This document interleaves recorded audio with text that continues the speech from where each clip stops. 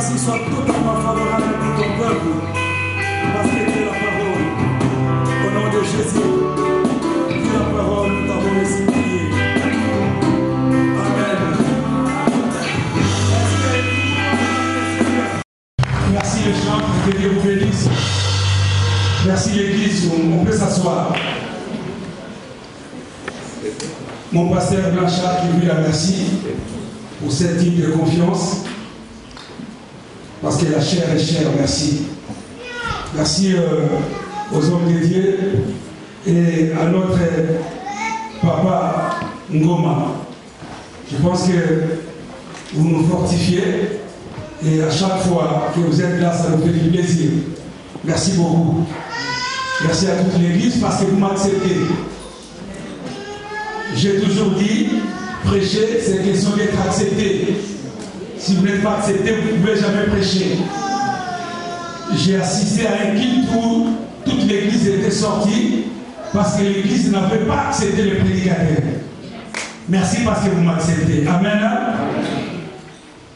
Bien, ce matin, je vais continuer ma prédication que j'ai commencé le mercredi. Le thème est intitulé « La différence entre juste et méchant ». Bien, ce matin, je vais continuer ma prédication que j'ai commencé le mercredi. Le thème est intitulé « La différence entre juste et méchant ». Parce que nous sommes dans l'année de la différence et nous voulons parler de la différence entre juste et méchant. C'est pour cela qu'il est important de se fortifier et de se sacrifier aussi pour être là le mercredi. Parce que souvent le mercredi, nous sommes moins que le dimanche. Alors, nous ne pouvons pas être les chrétiens hongares, les chrétiens d'Ogi, les chrétiens de petite taille. Nous devons être les chrétiens de grande taille. C'est-à-dire répondre à l'invitation à chaque fois que Dieu nous invite à être là. La différence entre juste et méchant, Dieu veut que nous puissions vivre cette différence. Alors j'ai défini les justes par définition, c'est tout simplement celui qui se donne à Dieu, celui qui marche selon le principe de Dieu, celui qui croit en Christ, c'est un juste parce que Jésus-Christ nous a justifiés à la croix.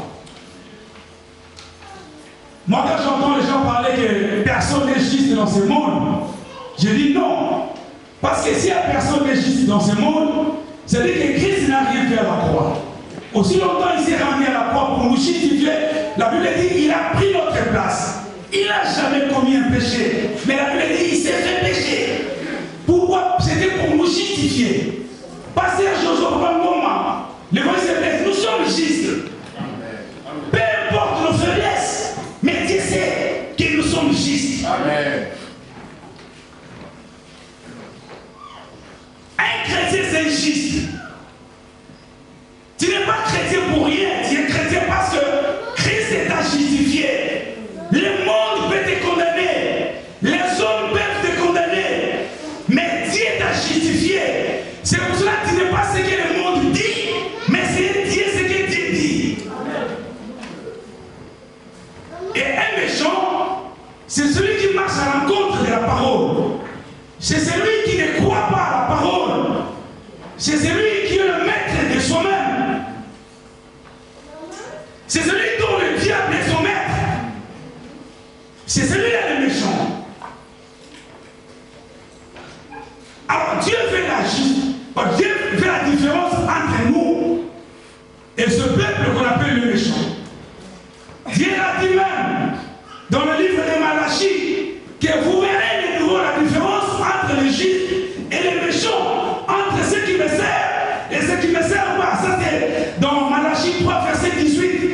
On peut écrire, on ne le lit pas parce que je passe. J'ai moins de temps. Dieu fait la différence. Nous voulons vivre la différence et Dieu nous impose la différence. La différence, pourquoi? Parce que nous ne pouvons pas être égaux au monde. Nous avons un Dieu qui est différent au Baal, un Dieu qui est différent à M. Bambadi, un Dieu qui est différent à Kimbamu. Dieu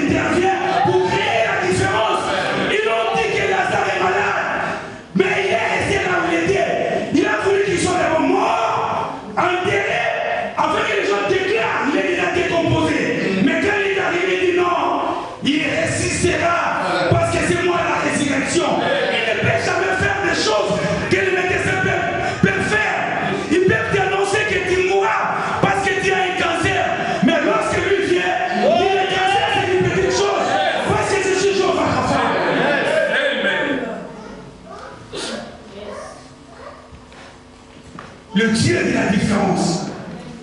La différence entre ceux qui me servent et ceux qui ne me servent pas, entre le juste et le méchant. Maintenant, si nous regardons le monde, Papa Ngoma, vous savez, nous apparaîtrons comme si le monde vit mieux que nous. Si nous regardons, dans le Seigneur, les païens, ce sont eux qui détiennent des grandes sociétés dans le monde. Ce sont eux qui roulent avec de belles voitures, des voitures de luxe. Si nous partons à l'aéroport, constater et identifier des aéronefs qui se trouvent à l'aéroport, vous allez voir les jets privés, souvent ce sont des riches. Pour des riches païens, des riches méchants qui roulent avec. Mais est-ce que cela signifie que nous sommes pauvres? Non. Non. Yes. L'apôtre Paul dit, j'apparais être triste, mais arrêtez, je suis joyeux. J'apparais de rien à voir, mais je possède tout. Et il dit encore, quoi que j'apparais pauvre, mais nous enrichissons plusieurs. Ah, donc cela prouve que non, malgré la réalité de ce que je vis, mais en réalité, je ne suis pas la réalité, mais je suis la vérité. Un chrétien ne marche pas selon la réalité, mais un chrétien marche selon la vérité.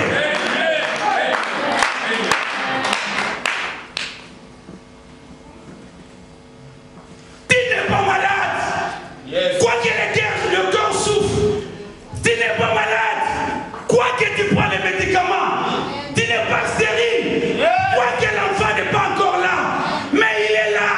Parce que tout ce qui est visible commence d'abord par l'invisible. Alléluia.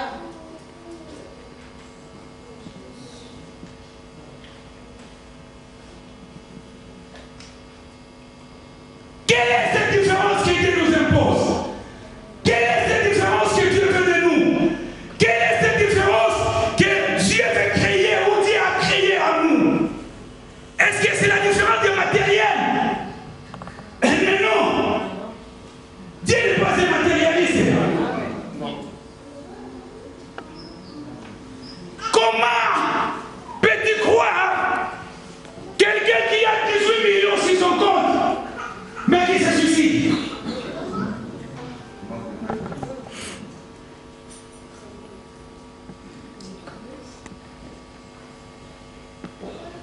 La différence entre juste et méchant se situe sur quel niveau ou sur quel point. Nous allons voir cela. Le premier point que nous allons parler, la Bible dit dans le livre d'Hébreux, Hébreux 10, verset 38, la Bible dit, Dieu dit, mon juste vivra par la foi. Mais bien aimé, la différence entre nous et le méchant, entre le juste et le méchant, se situe par la foi. Pourquoi? Parce qu'un méchant ne vit jamais par la foi. Un méchant vit par la vie. Or, un chrétien ne peut jamais vivre par la vie. La Bible dit, Jésus-Christ est ressuscité. Après sa mort et sa résurrection, il est venu encore se faire voir aux ses disciples. Mais Thomas était absent. Lorsqu'ils annoncent à Thomas que Jésus est ressuscité, il dit non, si moi je ne le vois pas, je ne vais pas croire. Et la Bible dit, Christ s'est manifesté en se montrant à Thomas. Il dit, Thomas, proche, touche. Il touche, il voit vraiment les signes de ses plaies. Il dit, t'as cru? Tu crois maintenant que je vois que pendant que je suis en vie? Il dit oui. Mais Christ lui reproche, il dit non. Tu ne peux pas faire ça. Ce n'est pas ma nature. Et ce n'est pas ce que moi je vous demande. Moi, ce que je vous demande, c'est de croire, c'est d'accepter, même si tu n'as pas vu. Pourquoi? Parce que la foi, ce sont des choses qu'on croit, on demande sans pourtant voir.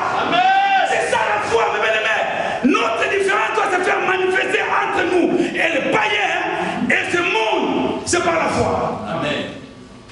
Je marche, je suis fier, ma poche est vide, mais en réalité, j'ai 18 millions dans ma poche. Amen. Pourquoi? Parce qu'il s'est propre à la croix, il s'est propre à la croix pour m'enrichir.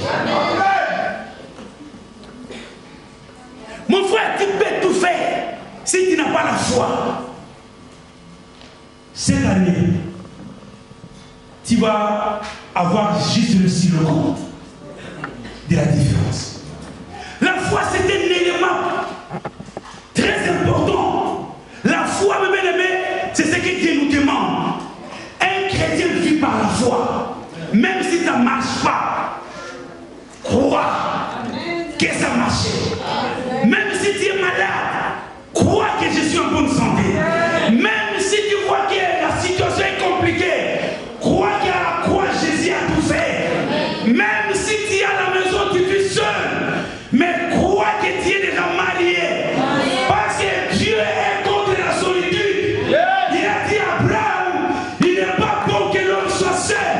Je lui ferai l'être qui est semblable à lui. Il a fait à Ève. Mais bien aimé, notre différence entre nous et ce monde se situe dans la foi. Vous savez, on peut tout prier. On peut faire des jeûnes et des prières. Mais je vais vous dire une chose. La foi n'a pas besoin de la prière. C'est la prière qui a besoin de la foi. Tu peux prier, mon frère. Passer ton temps. Tu vas faire des récitations de prière. Mais s'il n'y a pas la foi, mon frère, tu passes ton temps pour rien. La foi est la base. La foi appelle tout. Face à la foi, Dieu ne dit jamais non. Nous avons 40 jours de prier, de jeûne et de prière. Mais à la fin de compte, il ne croit même pas ce qu'il a lui-même à prier. Mais dans les faits, mon juste vit par la foi.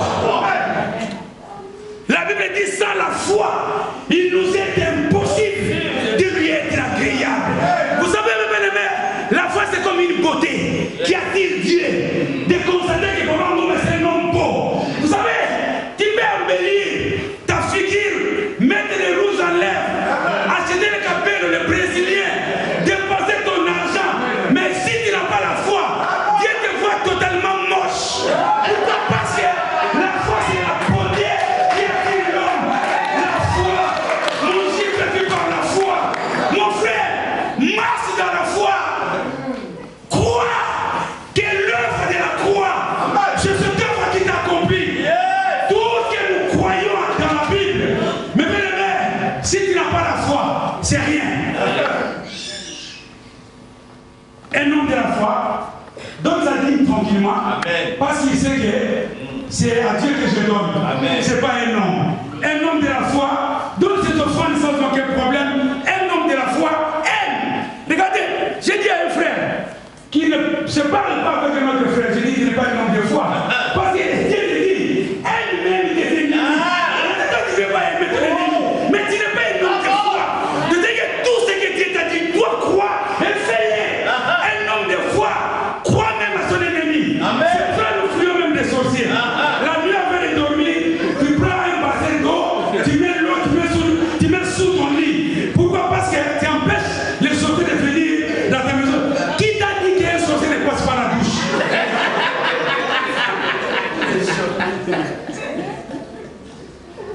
C'est manque de foi. Amen. Mon juste vit par la foi. Est-ce que tu peux dire à ton frère, à ta sœur qui est à tes côtés, que mon juste vit par la foi? Ne vis jamais comme les païens. Les païens vivent par la vie. Vous savez, les païens voient avant de croire. S'ils ne voient pas, ils ne croient pas. Or, la Bible dit, un jour Jésus était dans le temple, un jour Jésus était avec les pharisiens. Les pharisiens lui demandent, mais quand est-ce que les royaumes des cieux viendra? Jésus dit, mais moi je dis, on ne peut pas dire que le royaume est là ou de l'autre côté. Il dit, mais le royaume est au milieu de vous. Vous savez, il parlait de lui-même. Qui est au milieu de nous? Vous comprenez pourquoi? Parce que les royaumes des cieux ou les choses de Dieu ne viennent pas d'une manière qui frappe les regards des hommes. La Bible dit qu'il n'avait ni éclat ni beauté. C'est pour cela qu'on dit que Jésus était beau. Non, Jésus n'était pas beau. La Bible dit qu'il n'avait ni beau, ni éclat, ni beauté, qui pouvait même attirer les regards des hommes. Vous comprenez?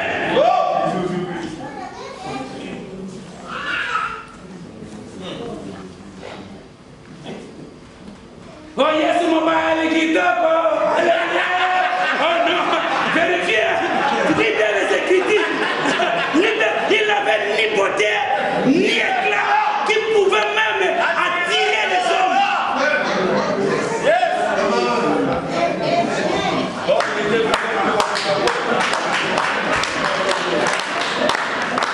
Vous comprenez? Ça vous choque, hein? Vous savez pourquoi? Cela signifie tout simplement que non, ces choses, ce ne sont pas des choses qui frappent les regards des hommes. Vous comprenez? Oh non, je vais partir par là. Oh non, j'ai vu quelqu'un ce matin même. Il partait plus vite pour prendre le train pour partir à Paris. Quoi? Oh non, des assoirs, Yakuna.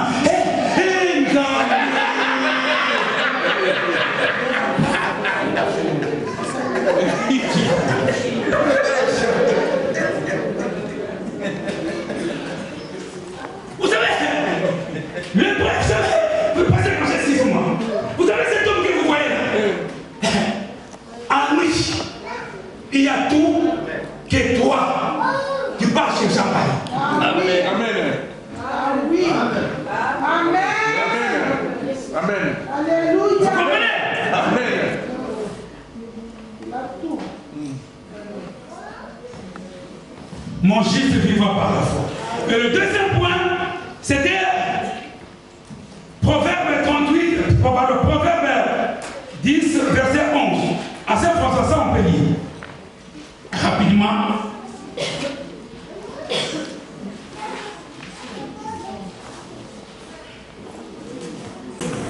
Proverbe 10, verset 11. La bouche du juste est une source de vie, mais la violence couvre la bouche des méchants. Matthieu 26, verset 9 à 75. Lis vite, par mon frère. N'allez rapidement. Je vais parler quelques points, après j'arrête parce que j'ai beaucoup à parler. On est quand même peu du tout. Qu'est-vous ensemble? Ils répondirent, il mérite la mort. Et 69. Oui, 69 à 75. Cependant, Pierre était assis dehors dans la cour. Une servante s'approcha de lui et dit, toi aussi, tu étais avec Jésus, les Galiléens. Mais il nia devant tous, disant, je ne sais ce que tu veux dire. Comme il se dirigeait vers la porte, une autre servante le vit et dit à ce qui se trouvait là, celui-ci était aussi avec Jésus de Nazareth. Il le nia de nouveau avec serment. Je ne connais pas cet homme. Peu après, ceux qui étaient là, s'étant approchés, dirent à Pierre, certainement tu es aussi de ces gens-là, car ton langage te fait reconnaître. Alors il s'est mis à faire des imprécations et à jurer, je ne connais pas cet homme. Aussitôt le coq chanta. Et Pierre se souvint de la parole que Jésus avait dite, avant que les coqs chantent, tu me régneras 3 fois. Et étant sorti, il plaira amèrement. Voilà, merci François. Ça c'est le deuxième point qu'on a parlé. La Bible dit la bouche du juste, c'est une source. Vous savez, une source, c'est la provenance. C'est là où tout commence. La Bible dit maintenant nos bouches à nous, ce sont une source qui dégage, qui exprime la vie. C'est-à-dire que nos bouches ou nos paroles, nos expressions doivent être une source de vie et non une source de mort. Aujourd'hui, beaucoup de gens, quand ils parlent, son expression, son langage, sa parole, c'est une parole qui tue, une parole qui n'a même pas d'assaisonnement, une parole qui ne donne même pas goût de croire que celui-ci ou celle-ci, c'est un chrétien. Écoutez, la Bible dit, Jésus annonce à Pierre que toi tu vas me renier. Lorsque moi vous m'arrêtez et m'amenez à la mort, toi Pierre, malgré la responsabilité, malgré la révélation, toi tu vas me renier. Vous savez, Pierre était juste. Tu ne me diras pas qu'il n'était pas encore mort. Non. Dans la spiritualité, il était juste. Mais la Bible déclare Jésus me dit que tu vas me bénir. Et cela s'est fait. Lorsqu'on arrête Christ, on part avec Christ. Christ dans la cour pour être jugé et ramené à la croix. La Bible dit, une servante vient constate que cet homme était avec Christ.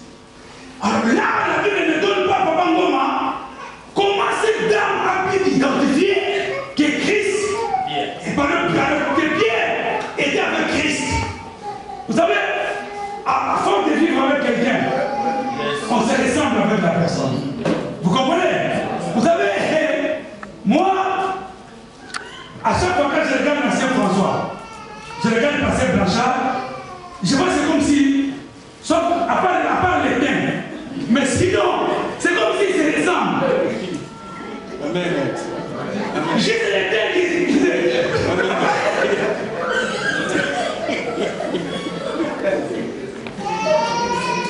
J'ai dit dans ma femme, j'ai dit, c'est vrai l'ancien François. Donc, c'est lui qui va parler, moi qui est le fils du pasteur Blanchard. Et le mec pourrait dire. Alors là, la Bible ne dit pas comment cet homme, avec cette servante, a identifié Pierre. Mais dis non, toi, Pierre dit non. Je ne sais pas, tu parles de quoi aujourd'hui? Qu'est-ce que tu parles de quoi? Avec serment. Ouais, non, ça c'est la dernière, je continue. Il fait semblant. Il dit non, je vais. On me fout là. Non, moi tu parles de quoi? Il fait semblant, il passe.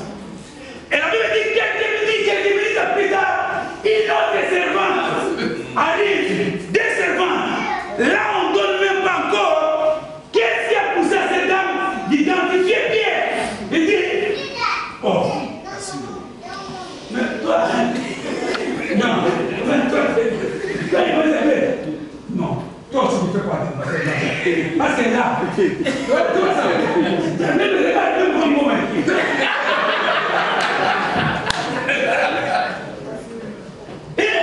Vous êtes toujours les blancs.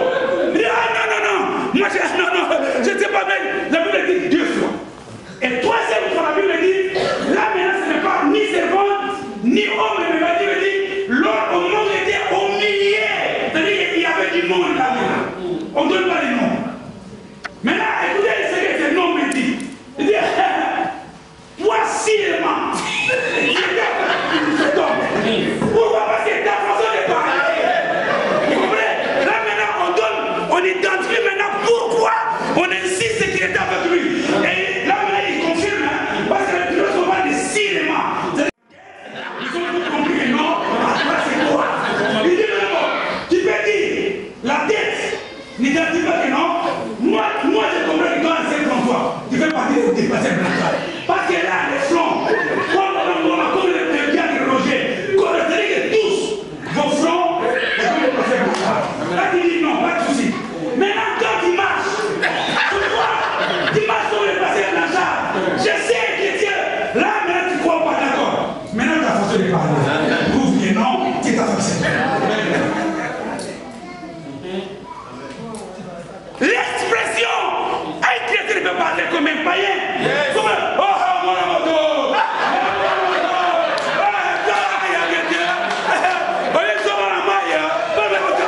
qui parle? Est-ce que c'est un païen ou bien c'est un frère? Vous savez, prenons même l'exemple, frère, de prêtre.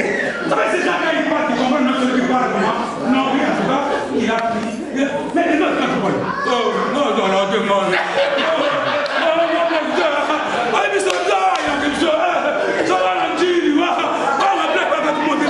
Mais qui parle? Est-ce que c'est un pasteur? Vous savez, pasteur, j'étais dans une fête. Maintenant, ce pasteur-là ne savait pas qu'il était. Il ne savait même pas que les gens le connaissent. Parce que souvent, il y a des choses que nous ne comprenons pas, que le monde nous voit. Et il y a des gens parfois qui nous connaissent, parfois nous ne les connaissons même pas.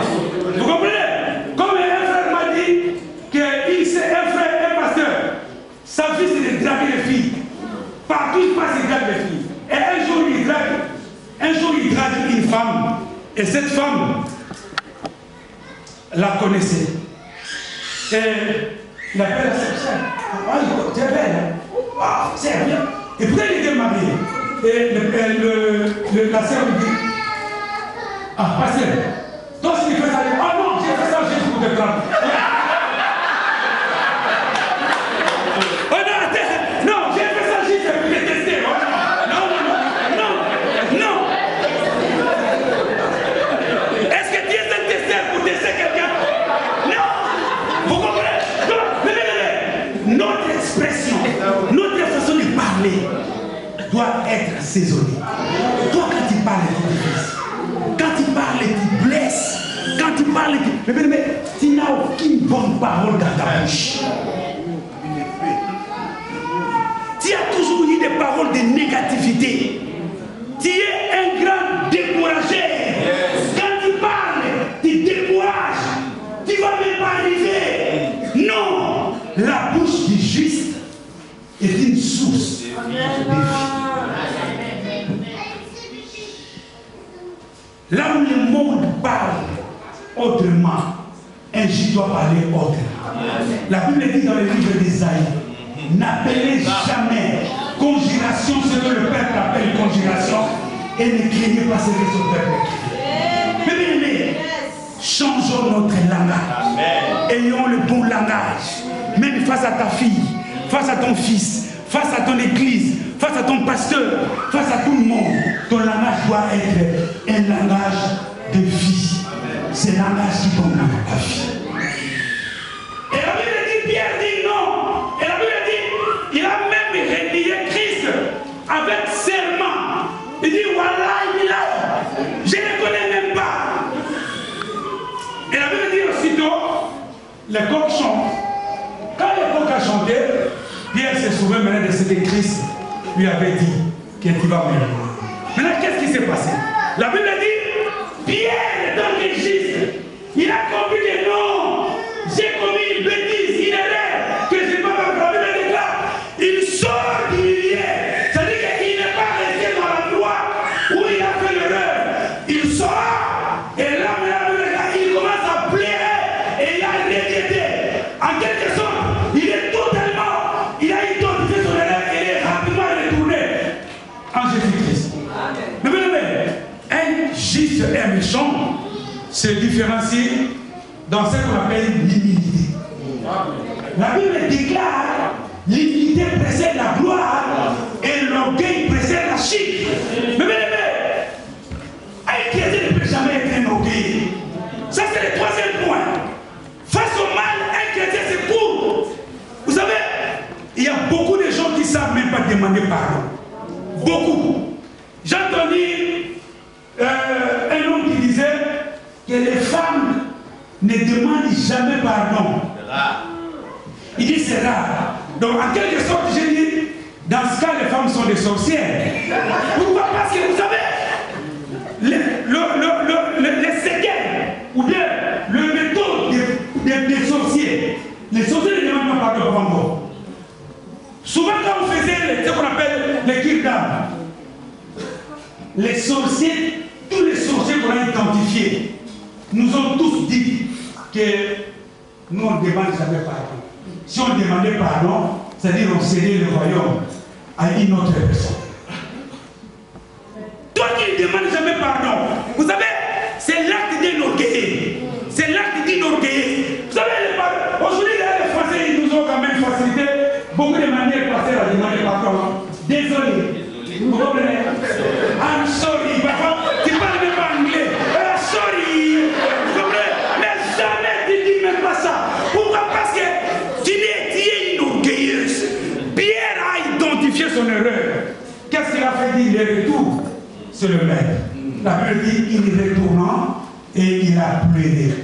Pourquoi? Parce qu'il a identifié son erreur. Le monde ne demande pas pardon. Le monde est bourré des orgueilleux. Toute personne qui est orgueilleuse, c'est une personne qui ne connaît pas Dieu et c'est méchant. La Bible dit, c'est pour cela, merci Samir.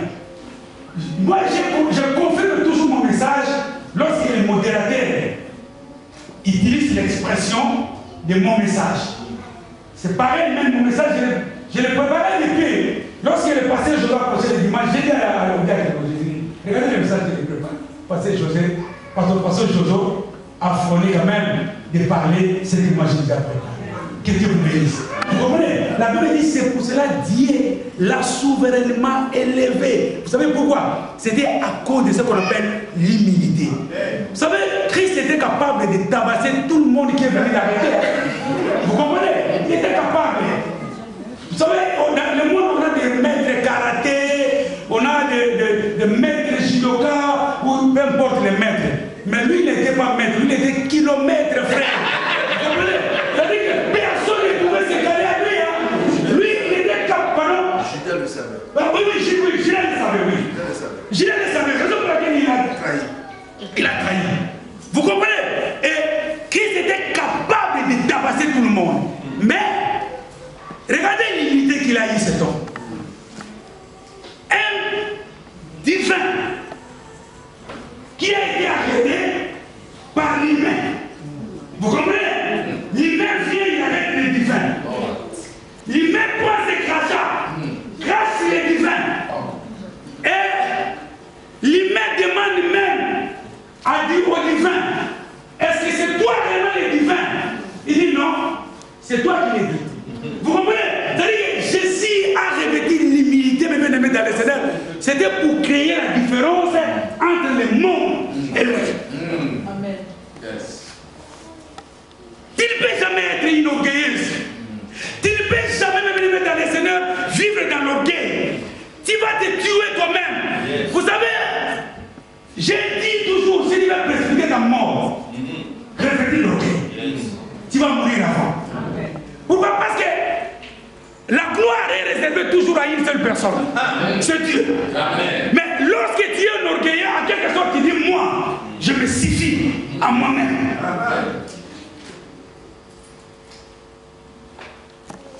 Sois un. Tu vas différencier le monde. Amen. Tu ne peux pas être égal à ces hommes qui montent au sommet. Souvenez-vous de Lycus-Féris. La Bible dit, il a dit en lui-même, je monterai au ciel, établir un trône où les anges vont s'y m'adorer. Lorsqu'il dit a su cela, la Bible déclare, il a précipité. Sois humble. Un homme humble obtient la faveur de Dieu. Amen. Un homme humble, c'est un homme que Dieu élève.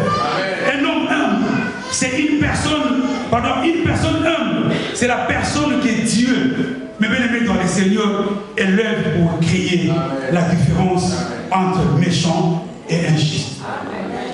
Jésus a un nom qui est au-dessus de tout nom. Ce n'est pas parce qu'il a gêné 40 jours et 40 nuits. Jésus a un nom qui est au-dessus des noms. Ce n'est pas parce qu'il est Jésus. Mais Jésus a un nom qui est au-dessus de tout nom. C'était à cause de son humilité.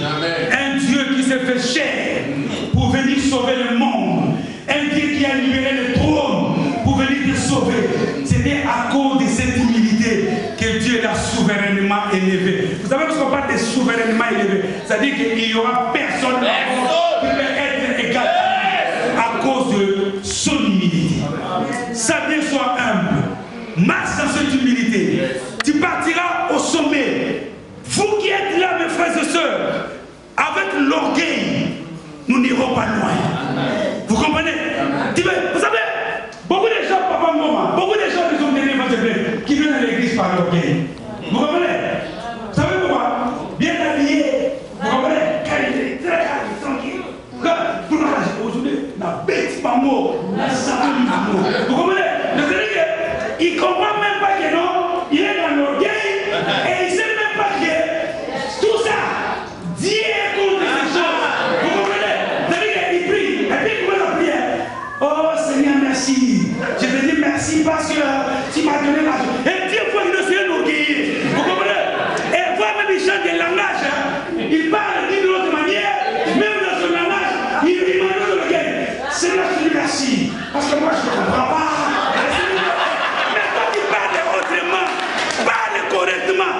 Je peux même passer, vous savez. Vous croyez que moi je vais changer mon accent de français parce que je suis devant? Non. Là, tu comprends ou non, je m'en fous. L'essentiel que je parle français.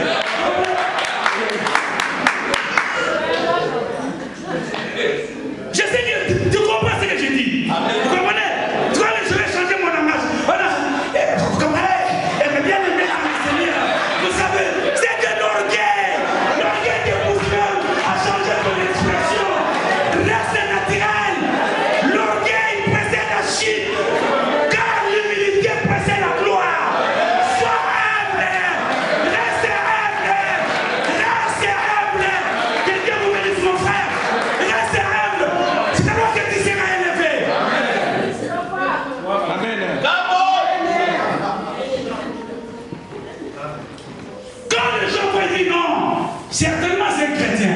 Parce qu'ils sont libres. Même les gens t'insultent, mais ne réponds pas. Vous comprenez? Même les gens parlent mal de toi. Oh non, non, il n'a jamais eu dans beaucoup des os. Oh, pourquoi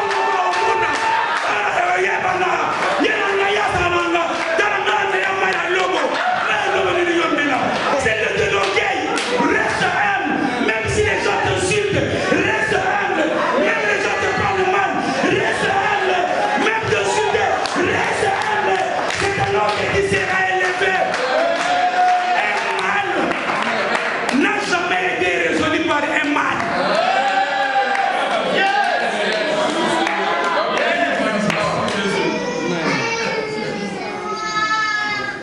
Vous savez, si Christ était violent, et il pouvait répondre le mal par le mal, mais on ne serait pas là aujourd'hui.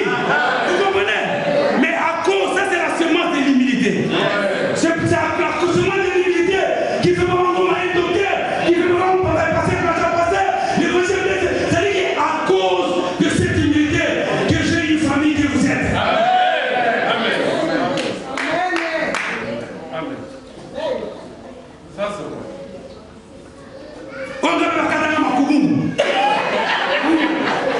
Tu comprends pas? Tu veux mourir avant. Répétez en toi le paix. Mais tu veux aller plus loin, vivre plus longtemps. Reste un. Comme on dit à Lingala, Chalasi. Pierre a reconnu, même face au mal frère. Vous savez, j'ai dit, ce n'est pas parce que tu as commis une erreur que tu es païen. Vous comprenez? Amen. La différence entre nous et ces hommes, quand un chrétien tombe, il part.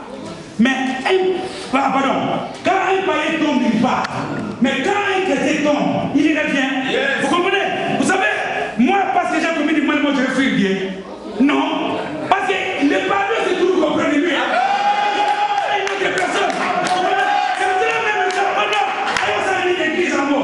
Mais tout le monde a quand même ça m'a décrit. Vous comprenez? Ailleurs, on peut nous amener pour nous amener. Vous comprenez? Qui t'a dit que toi tu es juge? Vous comprenez? Laisse-les. Mais dis-moi, Pierre dit, à qui irons-nous encore? Est-ce auprès de toi? Parce que vous croyez que moi, parce que j'ai commis l'erreur, je vais fouiller le passé. Non, passé. Naoya. Amen. Vous comprenez?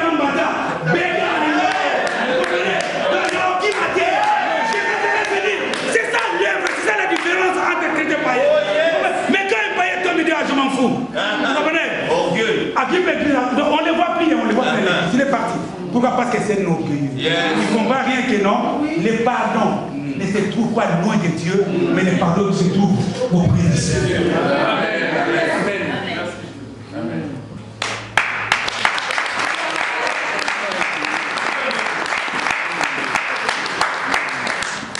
Proverbe 10, verset 32. Merci François. Verset 32. Oui. Les lèvres du juste connaissent la grâce et la bouche des méchants la perversité. L'œuvre du juste connaissent la grâce. Vous savez, frère, je vais vous dire une chose. Celui qui reconnaît et qui exprime l'expression de la grâce, c'est celui qui croit que tout ce que j'ai et tout ce que je suis, c'est lui qui faveur de Dieu. Vous comprenez? Aujourd'hui, vous savez, les méchants, ils sont comment? Les méchants inventent leurs efforts et leurs capacités, leur intelligence et leur connaissance. Vous comprenez? Quand il est là, il croit que parce qu'il a une belle voiture, c'est son effort. Ah, j'ai économisé. Je fais quand même les efforts pour économiser pour avoir ce que moi j'ai. Comprenez? Ce que moi je suis, frère, vous savez, moi je suis un technicien.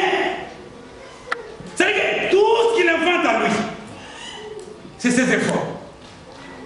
Or, une personne comme moi, frère, si j'étais devant vous et je disais que ce que je suis aujourd'hui, c'est parce que mon père était riche. En tout cas, je suis un menteur.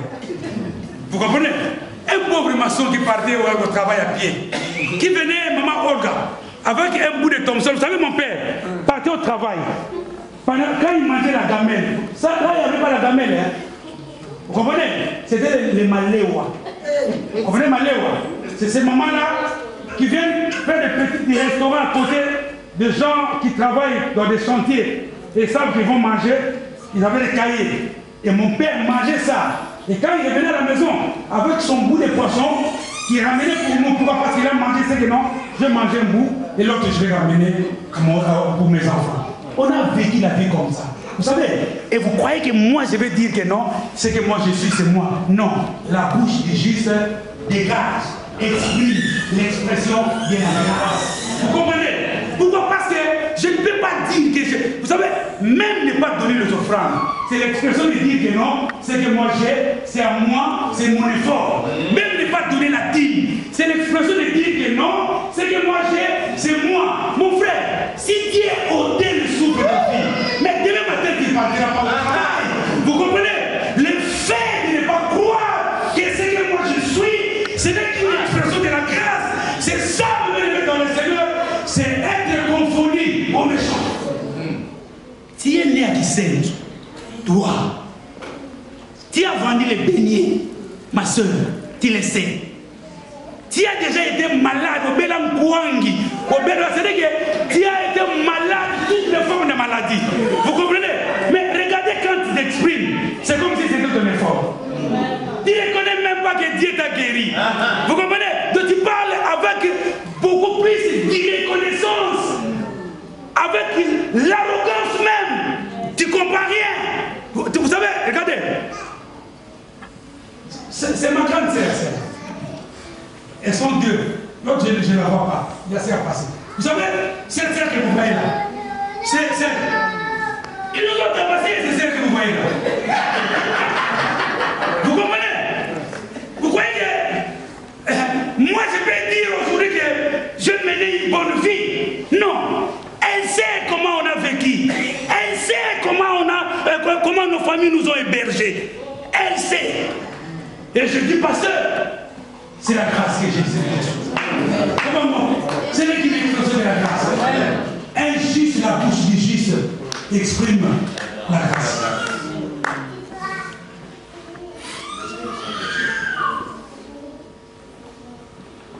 Quand tu marches, tu dis non, maman, ce que je suis, ce n'est qu'une grâce. Mon frère, tu chantes bien, ce n'est que cette personne de la grâce. Oh, c'est l'explosion de la grâce. Vous comprenez? Oh, je suis marié. Qui t'a dit que c'est la beauté? Qui t'a dit ça? Va au monde. Vous allez voir que la plupart des femmes seules sont de très belles femmes. J'ai suivi Jean-Jacques Bourdin. Un jour, il disait, ils ont fait les enquêtes ici en France. La plupart des femmes qui sont de personnes pauvres, ce sont des femmes. Et ce n'est pas n'importe quelle femme, c'est des très belles femmes qui vivent seules, qui pleurent jour et nuit, qui font comme on dit à Guintaro, qui banza.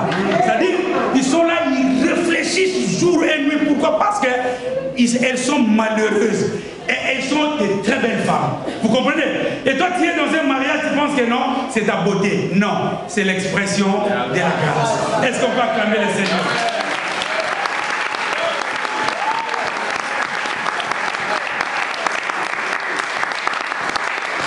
Oh, je suis en Europe. C'est parce que j'ai économisé. Vous savez, le candidat qui m'a envoyé, il était vraiment fort. Il m'a dit le visa pendant 2 mois. Non, c'est l'expression de la grâce. Vous savez combien de personnes qui sont en Afrique, qui cherchent avec beaucoup d'argent, qui cherchent à venir en Europe, mais ils n'arrivent pas. Vous comprenez? Oh non, c'est mon effort. D'ailleurs, je te rappelle aujourd'hui, peut-être que tu as oublié. Le passeport qui est venu ici en Europe, c'est pas ton passeport à toi. Vous comprenez? Ton passeport, toi tu t'appelles Mamoué, mais tu es venu avec un passeport Anna du Paul. Est-ce que tu t'appelles Anna Paul? Vous comprenez? Tu es congolaise, mais tu es venu avec un passeport angolais. Vous comprenez? Tu comprends? Donc tu comprends rien. Que ce n'est que l'expression de la grâce. Ce n'est pas ton effort. Ce n'est pas ta puissance. Ce n'est pas parce que tu as l'argent. Mais c'est l'expression de la grâce. La bouche du Christ exprime. Elle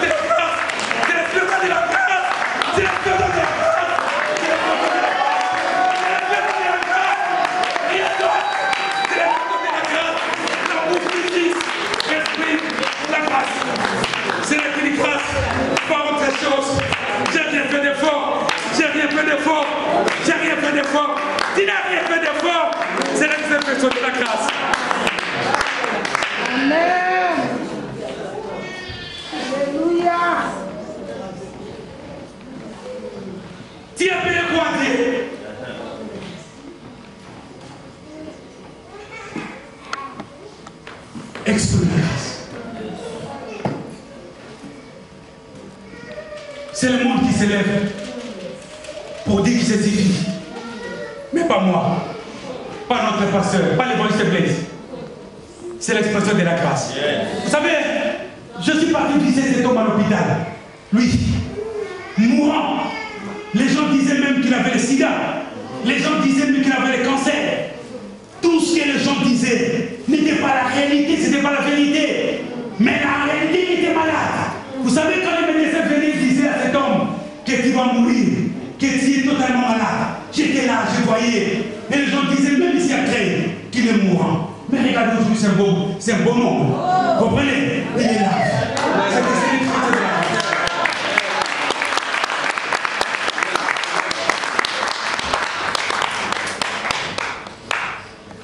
L'ancien François, lis Esther 2, verset 5.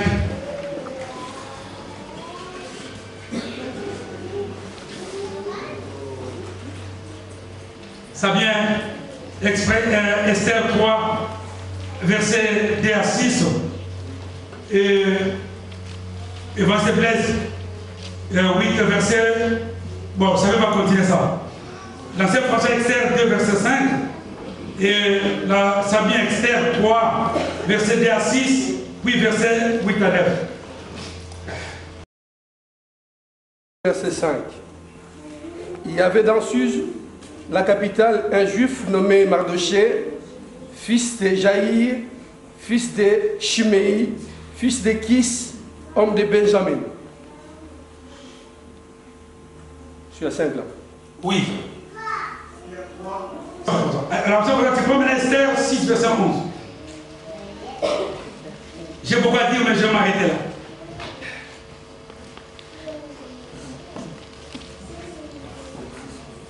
Esther 6, verset 11. Oui. Et Aman prit les vêtements et le cheval, il les revêtit Mardochée, et il les promena à cheval à travers la place de la ville, et il cria devant lui, c'est ainsi qu'on en a fait l'homme que le roi veut honorer. Voilà, ça vient, Esther 3, verset 2, 6, puis 9, 8. Et par le 8, 9. Esther 3, 2 à 6. Tous les serviteurs du roi qui se tenaient à la porte du roi pliaient le genou et se prosternaient devant Aman, car cela correspondait aux ordres du roi à son sujet. Mardochée, cependant, ne pliait pas le genou et ne se prosternait pas. Les serviteurs du roi qui se tenaient à la porte du roi lui dirent, pourquoi enfreins-tu l'ordre du roi? Comme il le lui répétait chaque jour et qu'il ne l'exécutait pas, ils informaient Aman de son attitude pour voir s'il persisterait dans sa décision. En effet, il leur avait dit qu'il était juif. Verset 5. Aman s'aperçut qu'effectivement Mardochée ne pliait pas le genou et ne se prosternait pas devant lui, et il fut rempli de colère. Verset 6. Cependant, il ne jugea pas suffisant de porter la main contre Mardochée seul. En effet, on lui avait révélé à quel peuple celui-ci appartenait, et il chercha à exterminer tous les Juifs installés dans tout le royaume d'Assyrus, à savoir le peuple de Mardochée. Verset 8 à 9. Aman dit alors au roi Assyrus, il y a dans l'ensemble des provinces de ton royaume un peuple unique, bien que dispersé, qui reste bien à part parmi les peuples. Bien que dispersé, mais qui reste bien à part. Donc il manifeste la différence. C'était pourquoi? Continuez ça bien. Il a des lois différentes de celles de tous les autres peuples et n'applique pas celles du roi. Le roi n'a aucun intérêt à les laisser tranquilles. Voilà. Verset 9. Si donc tu le juges bon, qu'on donne par écrit l'ordre de les faire disparaître, ce sont 300 tonnes d'argent que je remettrai aux fonctionnaires pour le trésor du roi. Merci Samien, merci beaucoup. Suivez-moi bien. Ici, la Bible parle de Mardochée. Mardochée, qui tous nous connaissons, qui était juif. Mardochée, c'est celui dont la Bible dit qui était l'oncle d'Esther. Et aussi, en quelque sorte, le père d'Esther. Pourquoi? Parce que la Bible dit il avait adopté Esther. Mardochée vivait dans un pays étranger, un pays qui n'était pas sa patrie. Et je vais te rappeler une chose que, quoi que nous sommes dans ce monde, nous devons savoir que ce monde ne nous appartient pas. Yes. Le monde appartient au diable. Jésus l'a dit.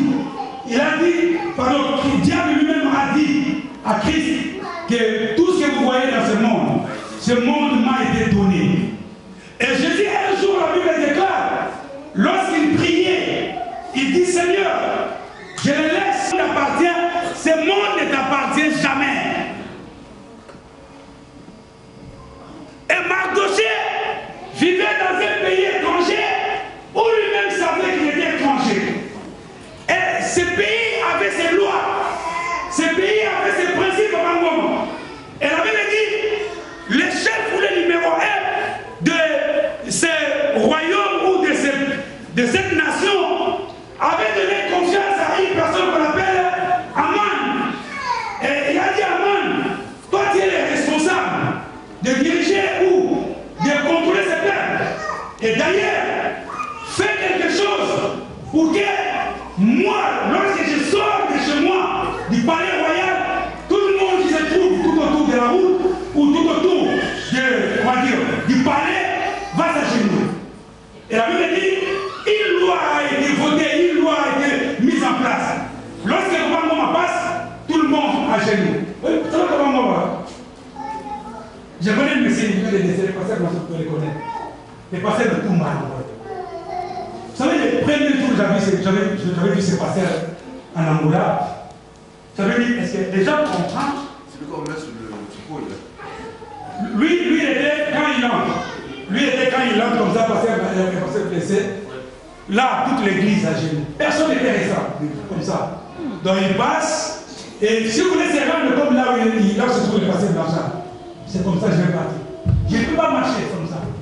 Jusqu'à l'endroit où je suis, qu'il est pardon, il prie, il t'élève. C'était comme ça.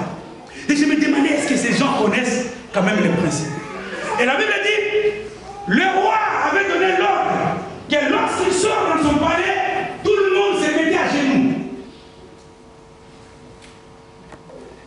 Et Mardochée se trouvait dans cette nation. Mardochée vivait dans cette nation. Maintenant, Mardochée savait que moi je suis juif. Les principes ou les lois qui régissent ma personne ne me donnent jamais l'autorisation de m'agenouiller face à un homme. Pourquoi? Parce qu'il est écrit, vous ne pourrez jamais s'agenouiller. Adorer un homme, un autre Dieu à la place de Dieu. Or, s'agenouiller, c'est l'acte de s'humilier pour élever quelqu'un. Il dit non. Or, les principes ou les lois ne donnaient pas à Mardochée cette autorisation d'élever quelqu'un. Alors, lorsque le roi passait, Mardochée ne s'élevait pas. Ne s'agenouillait pas, pardon. Mardochée n'obéissait pas à tout cela. Je sais, on peut dire que non, la Bible dit obéissez aux autorités, car toute autorité vient de Dieu. D'accord, c'est bien. Mais il y a mariage pour tous, non? Cherchez un homme pour se marier avec.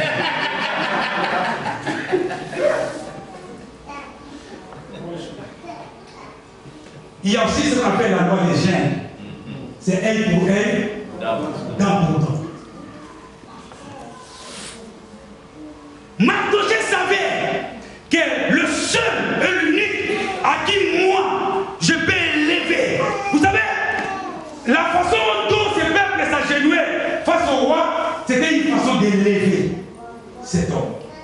Une façon de dire que toi tu es le suprême. C'était l'adoration qu'il donnait à ce Dieu. C'est là, effectivement, lorsque nous venons à l'église, ne regarde pas parce que tu es habillé, je ne sais pas en quel style. Mais moi je te dirais une chose que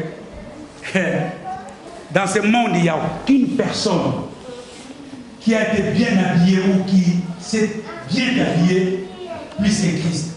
Vous savez que Jésus portait les habits, ce qu'on appelle les habits sans couture.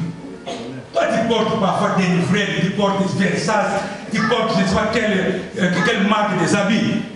Donne-moi les noms des habits que Christ a portés.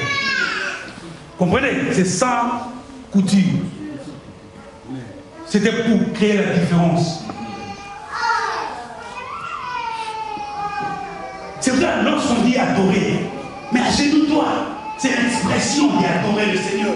C'est l'expression d'élever le Seigneur. Mais Mardochée, la Bible dit, lorsque le roi sortait, lui, il ne se levait pas, il était debout. Il ne se levait pas, il était assis. Mais voilà, lorsque le roi passait, lorsque Naman passait, lui, il ne se levait pas. Il était assis. Il ne se levait pas. Et ils ont constaté que non, tout le monde s'est levé sauf lui. Regardez la différence. La différence entre nous et les méchants, là où le monde fait le mal, nous on ne peut jamais faire le mal. Là où le monde élève le diable, nous on ne peut jamais élever le diable. Là où le monde fait ce qu'il veut dans le Seigneur, les lois autorisent de faire. Toi tu peux le faire. Pourquoi? Parce que les lois qui régissent la vie chrétienne sont des lois qui sont différentes aux lois qui régissent le monde. Vous savez, le monde a ses principes, le monde a ses lois. Vous savez, le monde, la loi de ce monde, c'est de faire du mal. Mardochée refuse, il dit non. Moi, je ne peux jamais s'agenouiller face à cet homme.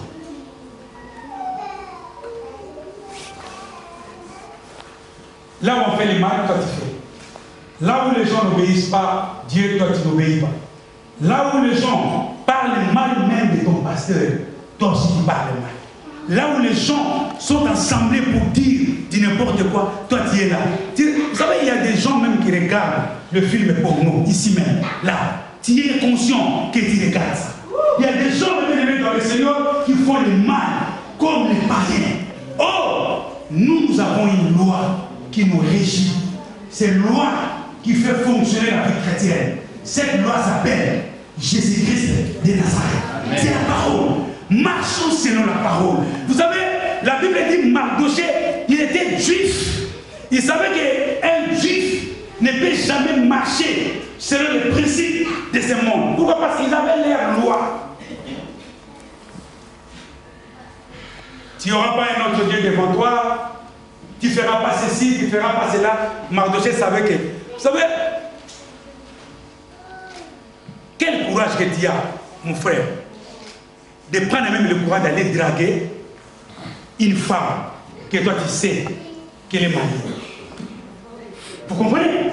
Mais chrétien, il vient à l'église. Vous comprenez? Donc, tu prends le courage de draguer une sœur. Tu sais que dans son mari, c'est pas Roger. Mais toi, tu dois me le faire de dire que non, vous comprenez? Et puis, je te demande, mon frère, est-ce que tu as pris des chambres?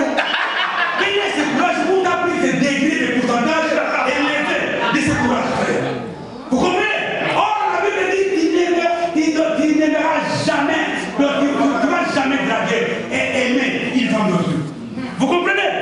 Et Jésus va même plus loin en disant que non, si tu regardes même la femme d'autrui avec intention détournée, tu as déjà commis la dictature. Vous comprenez? Et puis nous verrons à l'église. Là, il s'agit de chanter. Non, frère, nous avons une loi qui nous régit. Et cette loi, c'est la parole. Amen. Moi, quand je vois manger, c'est ma soeur. Vous comprenez? J'ai du droit pour vous dire respect. Quand je vois aujourd'hui ma soeur jolie, ma soeur, c'est ma soeur. Vous comprenez? Ma maman, c'est maman de Dieu qui m'a donné des conseils. Je l'aime beaucoup, c'est ma maman. Vous comprenez? Comment moi je peux avoir une pensée détournée contre maman José? Où je sais que non, maman José, c'est la femme de mon pasteur à moi. Comment moi je peux retourner ou avoir de mauvaises pensées contre maman Nathalie? Où je sais que non, c'est ma maman à moi. Vous comprenez? Tout ça pourquoi? Parce que nous ne comprenons pas que nous avons une loi qui nous régisse et nous devons marcher avec cette loi.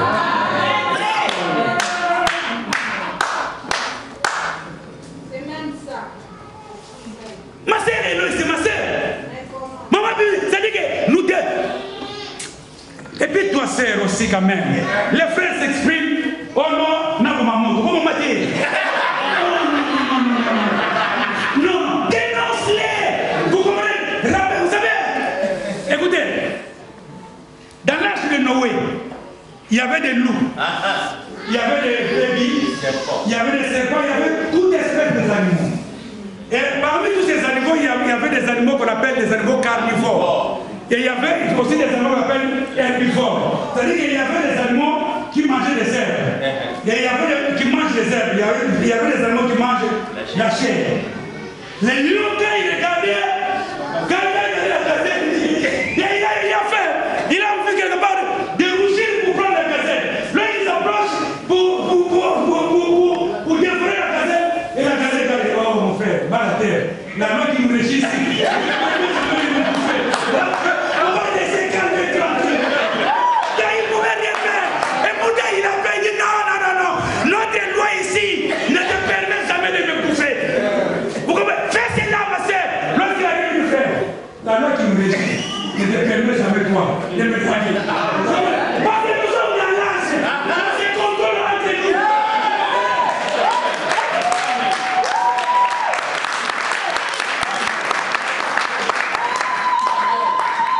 Les lions en face, ils vont nous voir. Il y a une loi qui nous régit ici. Cette loi ne te permettra jamais de me faire du mal.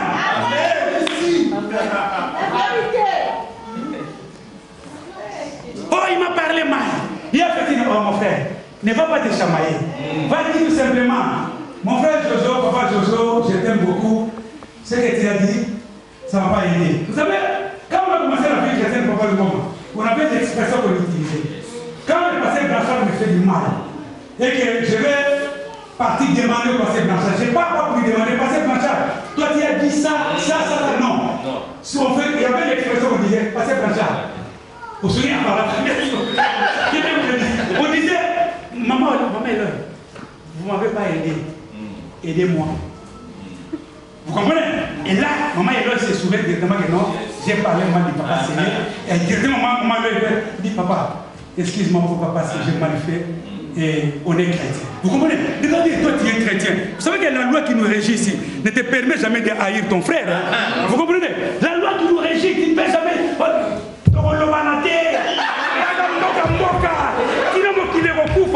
Mon frère, si la mort t'attrapait aujourd'hui, je te dis une chose, il n'y aura ni stop, ni feu rouge, ni roulage, ni gendarme qui peut t'arrêter pour réfléchir.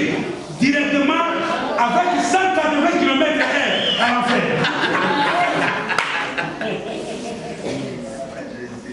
Pourquoi pas se dire, réfléchis pas. Nous avons une loi. C'est pour cela même vous les sœurs qui êtes là. Vous savez, la loi qui nous régit ici, ce n'est pas une loi de copines et copains. Oh non, j'ai mon copain, j'ai ma copine. Non, la loi chrétienne ne régit pas cela. C'est la loi païenne. Quand il y a un copain ou une copine, dis-les non. La loi qui me régit, ce n'est pas cette loi. Va te faire voir mon père. Toi, tu ne me toucheras jamais. Parce que mon corps est le temple de l'Esprit de Dieu.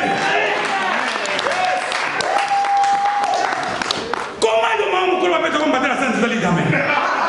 Comment expliquer ça? Vous comprenez? Et la personne qui est là-bas n'a jamais eu l'autorisation même de te tabasser. Ton père n'a jamais mangé ne fût-ce que quelques poussières de cacahuètes. Mais tu te dis quand même. Et puis tu fais du chant. La loi qui nous régit ici.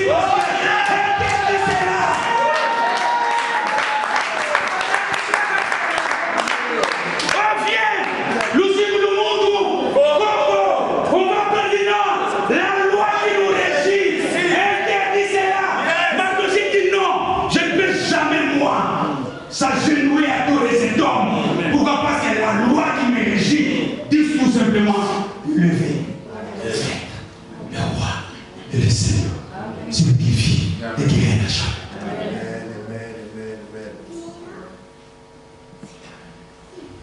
Comment tu fais pour ne pas parler à ta sœur? Dis-moi, comment tu fais? Et puis tu pries. Vous savez, j'ai lu et j'ai relu encore ce passage hier. Vous savez, qu'est-ce qu'il dit? Quand il y a veux donner cette offrande à Christ, vérifie, examine-toi. Là où tu vois que non, tu as un problème avec Papa Mouma. La Bible dit, et puis, vous savez, Christ ne recommande même pas la personne à qui on a fait du mal, mais recommande à la personne, à la personne à qui on fait du mal. Mais à la personne, non, à la personne qui a fait du mal, mais il recommande la personne à qui on a fait du mal. C'est-à-dire que non, toi, on a fait du mal. Tu vois? Et ce qu'il a dit d'abord, il dit, tu prends cette offrande, tu déposes, tu pars, tu dis, maman Eloy, maman, je t'ai fait du mal parce que je t'ai parlé mal. Maman Marie-Claude, ce que je t'ai dit, pardonne-moi. Maman José, maman Pasteur, excusez-moi. Vous comprenez? Après, qu'est-ce que tu vas faire? Tu prends l'offrande, tu prends, tu déposes. Tu sais, je voudrais te révéler une chose. Il y a beaucoup de tes offrandes que tu donnes ici. C'est-à-dire que tu les as déposées. Tu n'as pas encore donné. Tu sais pourquoi? Parce que tu vois ta sœur là qui te parle avec. Tu vois les problèmes là que tu as. Le collaborateur voilà village. Dis mon collègue, vous comprenez? Donc tu viens, tu donnes, Dieu dit, tu as déposé, tu n'as pas donné. Or, les offrandes, on les donne, mais on les sacrifie, mais on ne les dépose pas. Mon frère, ma soeur, nous avons une loi, et cette loi s'appelle Jésus-Christ de Nazareth. Pour finir, nous allons lire le dernier passage. L'ancien François lit ce passage comme on finit. Psaume 34, verset 19. Il y a d'autres passages qui c'est verset 20. Et puis chapitre 20. Pardon, verset 20. Mardoché dit non, je ne le ferai jamais. Psaume 34, verset 19, verset 20. Psaume 34, verset 19, verset 20. Psaume 34, de 19 à 20. Le malheur atteint souvent les justes, oui, mais l'Éternel l'en délivre toujours. Il garde tous ses os, aucun d'eux n'est brisé. Le malheur atteint souvent les justes, mais l'Éternel en délivre toujours. Donc là, Dieu te promet la délivrance. Dieu dit que le malheur peut nous atteindre.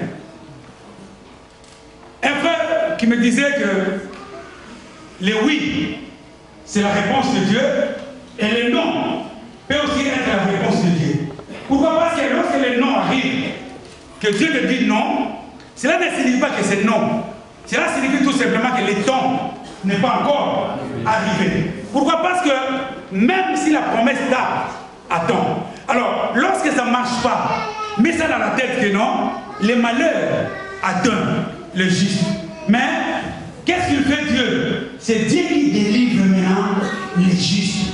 Donc, lorsqu'un juste a un problème, un juste vit dans une situation différente, que la parole ne te dérange pas, Dieu viendra pour te délivrer. Parce que c'est Dieu lui-même qui s'est porté garant de délivrer le juste. Dieu ne délivre jamais. Mais bien aimé dans le Seigneur, un juste, parce que le bien dans le Seigneur, il a prié. Non parce qu'il a crié, parce qu'il a fait quoi? Non. C'est parce que lui-même t'a dit que non. Le malheur va souvent t'atteindre, mais il viendra te délivrer. La seule chose à faire, c'est de rester juste.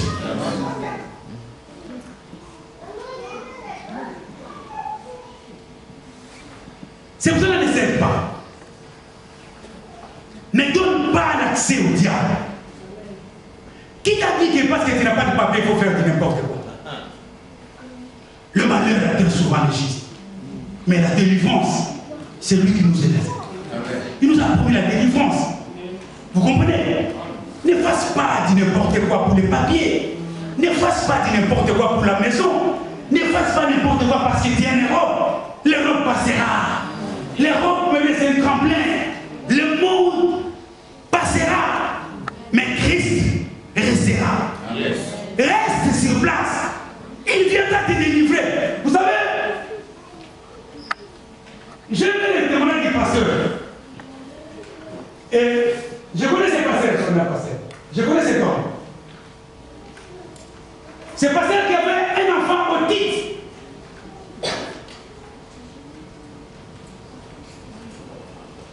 parfois plairait, disait, pourquoi moi je dois avoir cet enfant? Et parfois il disait même l'expression de dire, Seigneur, tu ne m'aimes pas. Pourquoi avoir cet enfant? Mais le jour où il a vu cet enfant parler, à l'âge de 11 ans, Yes. Wow. vous savez, mes bien-aimés, il n'y a rien de difficile à dire. Amen. Les mots impossibles dans les dictionnaires de Dieu n'existent jamais. Dieu a la capacité de toute la capacité, plus que la capacité elle-même. Dieu a la force infinie.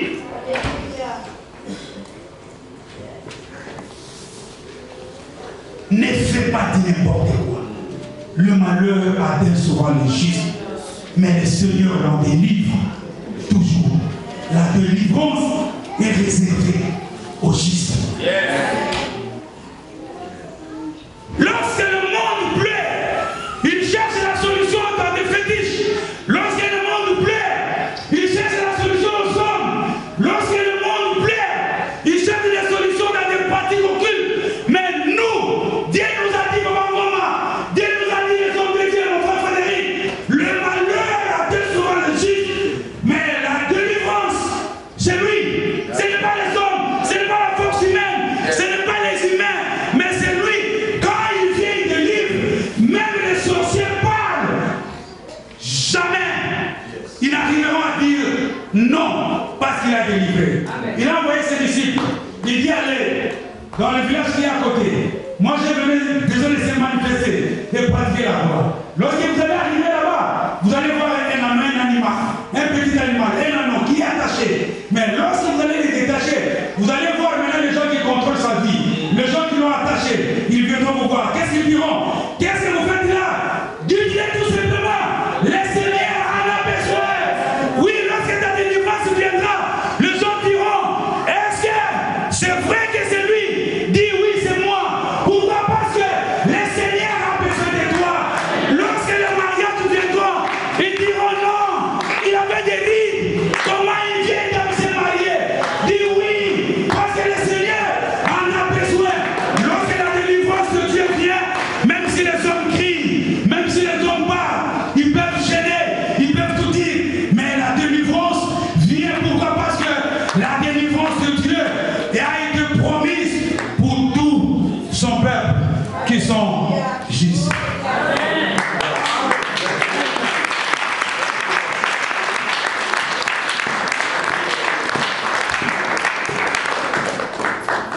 Nous voulons prier, mon frère, ma soeur. Examine ta vie, est-ce que tu es juste? Est-ce que Jésus réellement est ton maître? Examine ta vie et vois ce que tu as déjà fait à l'encontre de ça. Est-ce que tu as la foi? Est-ce que tu es humble? Est-ce que tu crois que la parole qui sort de ta bouche, c'est une parole de vie? La Bible dit la mort et la vie sont au pouvoir de la langue. Celui qui aime ce qu'il prononce, il en mangera les fruits. Est-ce que tu retournes à Dieu? Lorsque le mal t'arrive, lorsque tu commets une faute, est-ce que tu retournes à Dieu? Mais bien, je sens la présence de Dieu. Dieu est là, mon frère, ma soeur. Là, ta délivrance est là.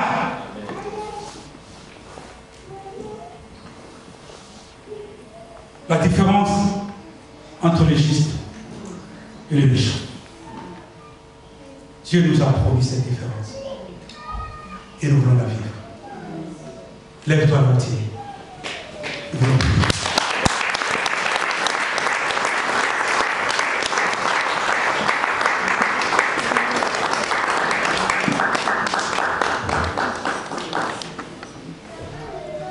Le Dieu de la différence, le Dieu de la hauteur et le Dieu de la royauté. Il a de la hauteur. C'est un Dieu qui vit dans le royaume. Un royaume où ni la terre, ni la ruine ne peut jamais atteindre. Un royaume où les sorciers ne peuvent jamais avoir ni billets, ni avion, ni pilote, ni matelot, ni chauffeur qui peut les conduire là-bas. Un royaume où règne la paix, la joie, le bonheur. Un royaume où notre vie est cachée, et personne ne peut toucher cette vie. Le royaume de paix, le royaume de joie, le royaume de paix. Fermons nos yeux ensemble. Jésus. Pour la parole qui nous a été donnée. Merci pour l'homme que tu as utilisé. Daigne le bénir, bénis sa vie, bénis sa maison, bénis ses enfants. Que cette parole, Seigneur, reste, demeure en nous, que cela produise des fruits. Car ce que nous voulons, c'est le changement de cœur, la transformation des vies, que la différence puisse se faire réellement voir entre les justes que nous sommes et les méchants. Seigneur, nous t'aidons que tout ce qui est cité dans le monde ne soit pas cité au milieu de nous. Nous voulons vivre dans la humilité, dans la simplicité. Seigneur, oh Dieu, que le pardon soit là entre nous. Que nous arrivions à nous supporter les uns les autres, car nous sommes une famille. Et que la foi, Seigneur, augmente dans le cœur de chacun de nous, Seigneur. Bénis ce peuple, Seigneur. Glorifie-toi dans leur vie, afin qu'ils reviennent ici avec des témoignages.